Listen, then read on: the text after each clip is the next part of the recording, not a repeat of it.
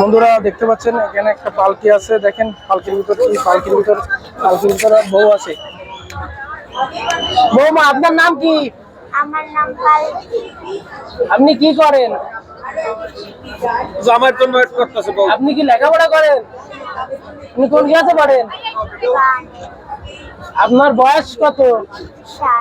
আপনি এই শিল্পকলা একাডেমিতে পিঠা উৎসবে আপনি কার সঙ্গে এসেছেন? আপনার আম্মু আব্বু এখানে আছে।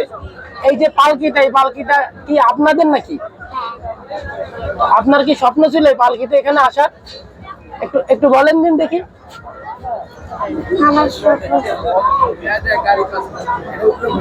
আপনার ইচ্ছা, আপনার মনের ইচ্ছা ছিল না? এটা আপনার বাবা মার ইচ্ছা। কখন এসেছেন এখানে?